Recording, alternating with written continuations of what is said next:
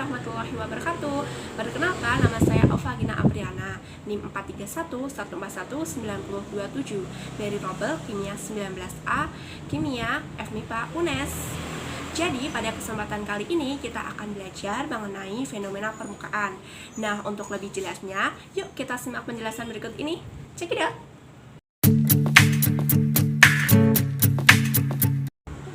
Ada 3 subbab yang kita pelajari pada pembahasan kali ini, yaitu yang pertama mengenai absorpsi fisik dan juga kimia, yang kedua yaitu ada isotom BET, dan yang ketiga mengenai koloid.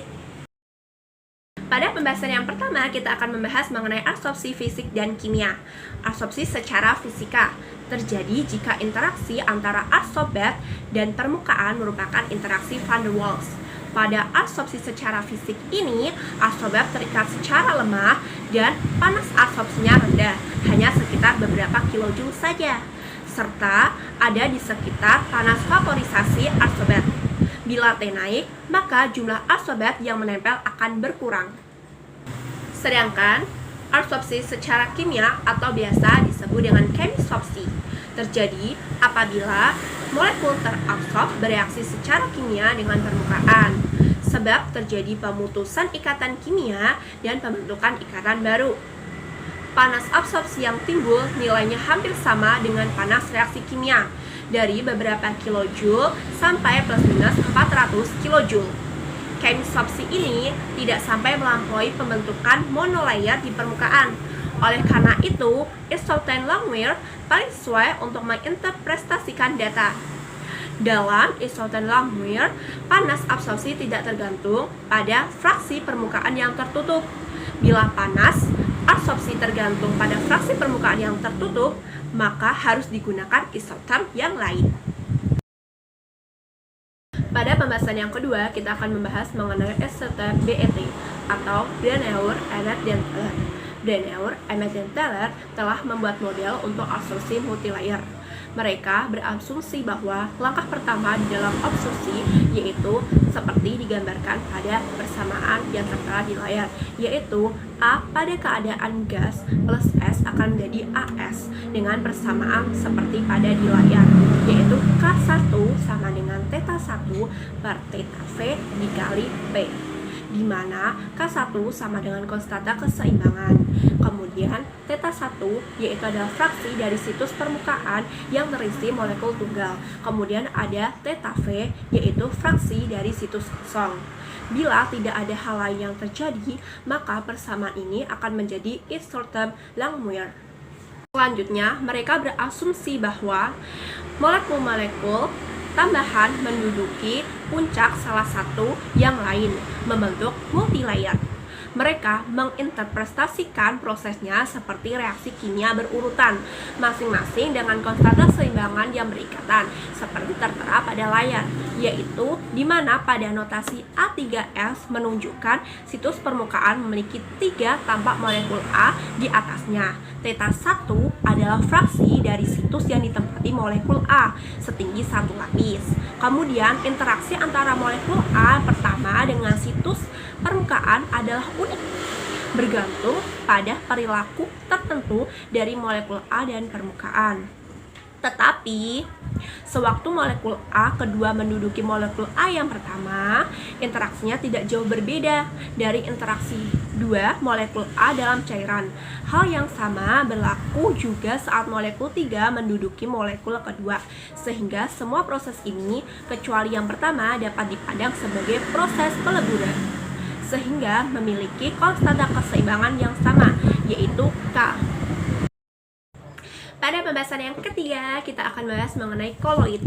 Koloid secara tradisional didefinisikan sebagai suspensi partikel-partikel kecil dalam medium kontinu.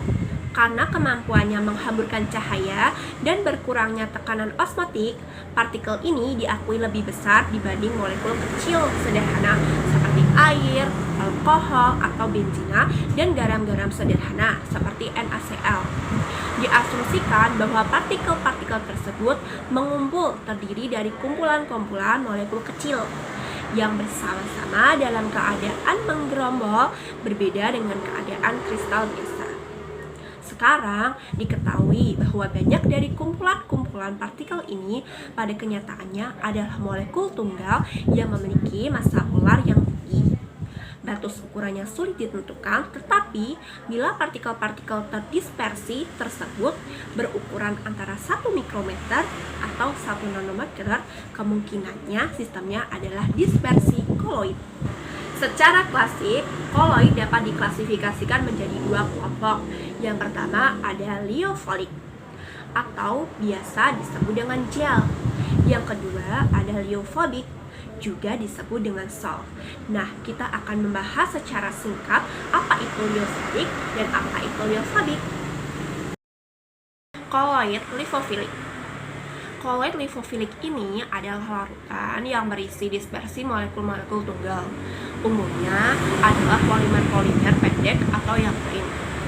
Interaksi antara solvent dan solut demikian kuat dan menguntungkan, sehingga koloid jenis ini relatif stabil.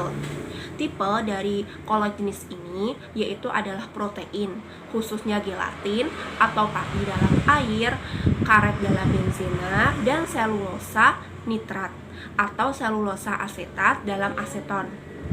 Proses pelarutannya sendiri mungkin agak lambat. Proses dari koloid lifofilik. Ulamnya, penambahan solvent diabsorpsi oleh padatan dengan lambat, sehingga padatan membengkak. Bab ini disebut dengan ambibisi.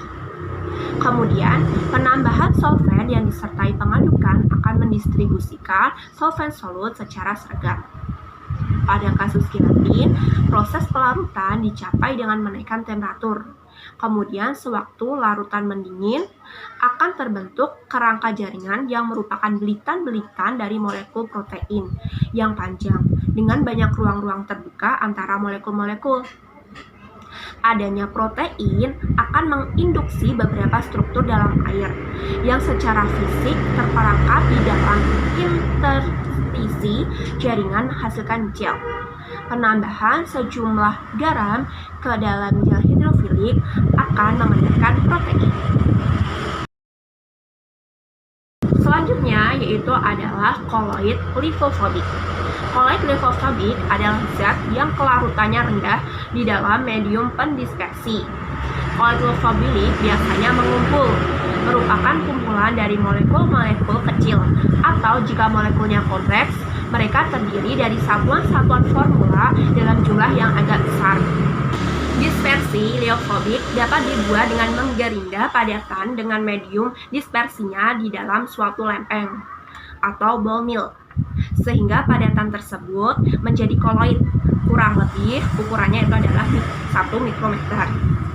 Selain itu, dispersi liofobik yaitu sol dapat diperoleh dengan pengendapan. Tipe reaksi kimia yang menghasilkan sol ada hidrolisis dan juga reduksi. Contoh dari hidrolisis yaitu adalah FeCl3 plus 3H2O akan menjadi FeOH3 kali, yaitu dalam bentuk koloid, plus 3H plus 3Cl-. Untuk reduksi yaitu SO2 plus 2H2S akan menjadikan 2S, yaitu dalam bentuk koloid plus 2H2. Contoh lainnya secara reduksi yaitu adalah pada reaksi 2AuCl3 plus 3H2O plus 3CH2O akan menghasilkan 2AO, yaitu koloidnya, plus 3HCOOH plus 6H plus 6Cl. Karena sol sangat sensitif terhadap adanya elektrolit, maka reaksi-reaksi preparatif yang tidak menghasilkan elektrolit lebih baik daripada sebaliknya. Untuk menghindari adanya pengendapan sol oleh elektrolit, maka sol dapat dimurnikan dengan dialisa. Sol diletakkan dalam kantong koloidon dan kantong tersebut dicelupkan dalam aliran air. Ion-ion kecil dapat berdifusi melalui koloidon dan tercuci, sedangkan partikel koloid yang lebih besar tetap tinggal di dalam kantong. Namun demikian, sekelumit elektrolit tetap dibutuhkan untuk menstabilkan koloid, sebab sol memperoleh stabilitasnya dengan adanya lapisan rangkap listrik pada partikel.